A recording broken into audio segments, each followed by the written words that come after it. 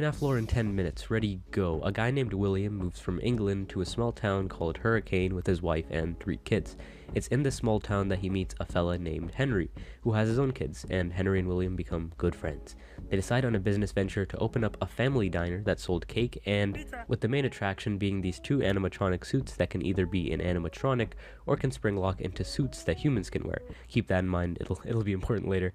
Henry wore the Freddy suit and William wears the Bonnie suit. Fellas, business is booming for Fazbear's Family Diner, so much so that they open up another branch called Freddy Fazbear's Pizza, where he creates 4 new animatronics: Bonnie, Chica, Freddy, and Foxy. But what we don't know about William Afton is that he's a crazed lunatic, an absolute psychopath. It is for this reason that it's assumed that Henry created an animatronic called the Puppet to protect his daughter Charlie from danger. One day in Freddy Fazbear's Pizza, Henry's daughter Charlie gets locked outside of the pizzeria.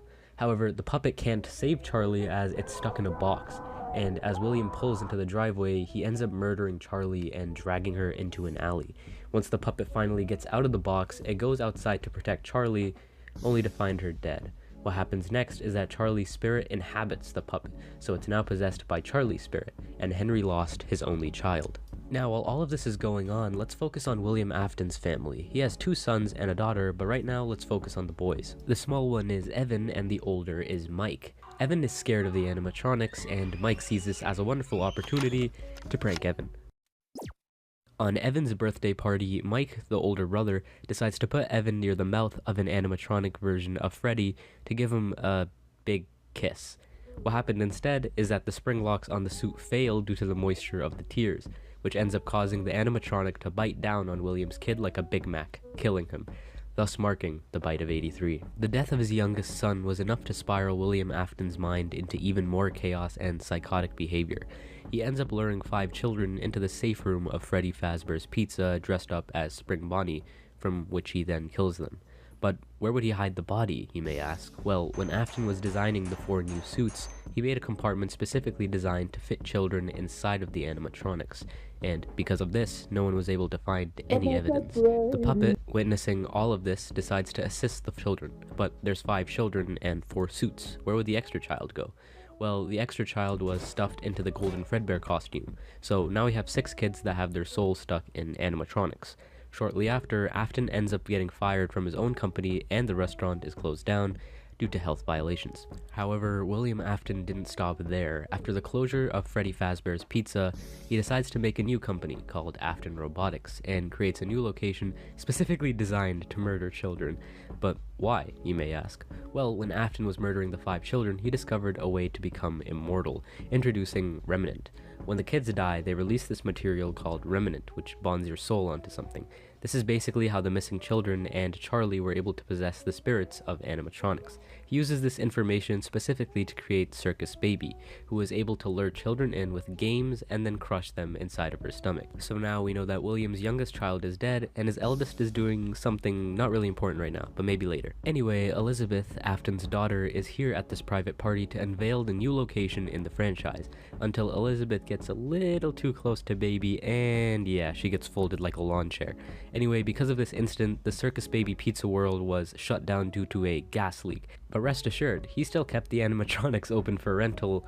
For what reason? Well, you remember this guy, right? Afton's only son? William, being the wonderful father he is, he sent his son to locate and free the soul of Elizabeth, who is trapped inside of Circus Baby. So now let's shift to the new star of the show, Michael Afton, who survives the first 4 nights pretty well, until around the 4th night, where technicians are instructed to scoop out the shells of the animatronics and take the salvageable endoskeletons. This scooping machine also has some remnant. I wonder why. Soon enough, all of the animatronics get scooped, but they all combine their parts of their endoskeleton into some weird megazord known as Ennard. On the final night, our man Michael ends up finding himself in this godforsaken scooping machine, and it turns out Baby's true intentions were to scoop the living hell out of Michael's organs and make some room for Ennard to chill in there, like some fucked up hermit crab. Needless to say, our boy Michael gets scooped like he's one of those strawberry sherbet ice creams, and all that remnant keeps his soul alive, whilst Ennard makes his way inside of the corpse to escape the complex. Wait, wrong game. Eventually, we realize that Michael's body slowly ends up deteriorating due to him being basically a walking corpse. A few days later, Ennard ends up escaping into a sewer system, and just when you think our boy is dead, he gets reanimated back to life. Now that Michael has freed Elizabeth, his new goal is to find William Afton. Fast forward a bit, Michael isn't able to find his father, but while all of this is happening, William decides to go to the original abandoned location to dismantle all of the old animatronics. William ends up snapping those fools like Lego bricks, but unbeknownst to William, he just awoken the spirits in a physical form. The spirits all gather up and confront William. However, in this safe room lies the very suit that William Afton used to kill these children. In an attempt to, I don't know, scare them, he puts on the suit and laughs mockingly. It was all fine and dandy until those spring locks on the suit got a little too loose, and yeah, William ended up getting crushed and mutilated, causing a very ironic death. His corpse just laid there for a while until some fools decided to reopen the Five Nights at Freddy's franchise as a horror attraction.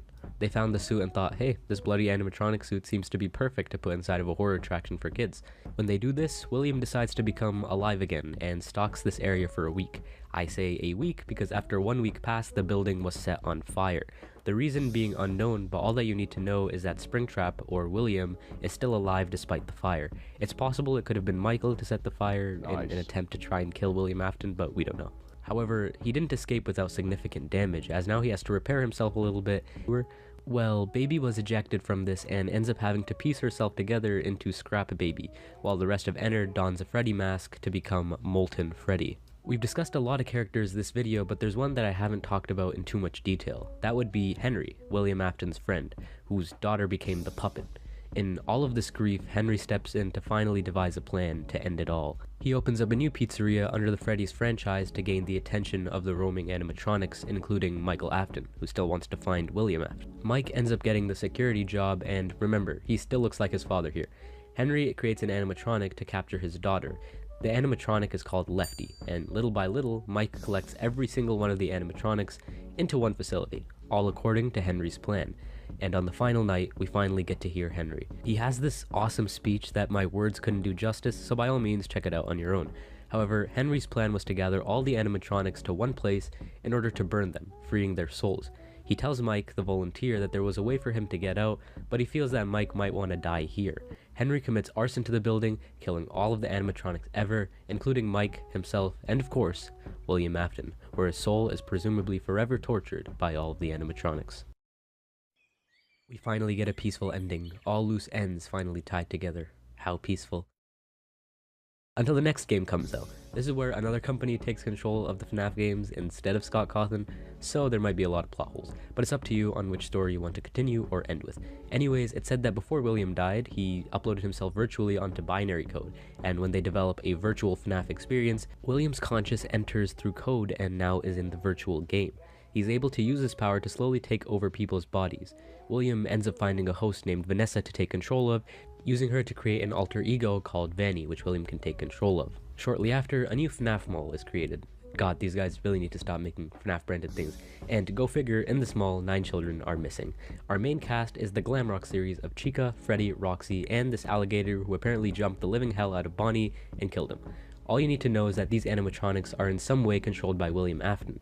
Anyway, Glamrock Freddy ends up malfunctioning on stage because he is exempt from being controlled by William and he spazzes out. He wakes up near closing time only to spot Gregory, some homeless kid who presumably thinks that living in a mall with robot animals is a good idea. Now, some people assume that Gregory is an animatronic because how his vision glitches when he sees Vanny. Freddy and Gregory work together and basically end up stealing parts of animatronics to make Freddy stronger. To do this, they throw Chica into a trash compactor, snapping the alligator Monty into bite-sized pieces, and then promptly commit vehicular manslaughter on a fox. They end up exploring underneath the complex to find a replica restaurant where they find the Blob, a creature that has the souls of what seems like many animatronics. And William Afton? I thought you were dead. Anyway, William wants to resume his favorite hobby, killing children, so that's the reason why he wants to control all of the animatronics, is just to murder children. But after an epic final fight, Gregory and Glamrock Freddy end up burning the entire complex whole, which probably won't work on William Afton. And right as William Afton is about to catch Gregory and Glamrock Freddy, William Afton is captured by the Blob to, I don't know, some other place now. As you know it, the complex ends up getting shut down, and that's the ending. We get a beautiful ending, similar to the one of Pizzeria Simulator, overlooking a hill with a lot of corpses, and this time, I can say for sure, all loose ends are finally tied together. Until the books and DLC release.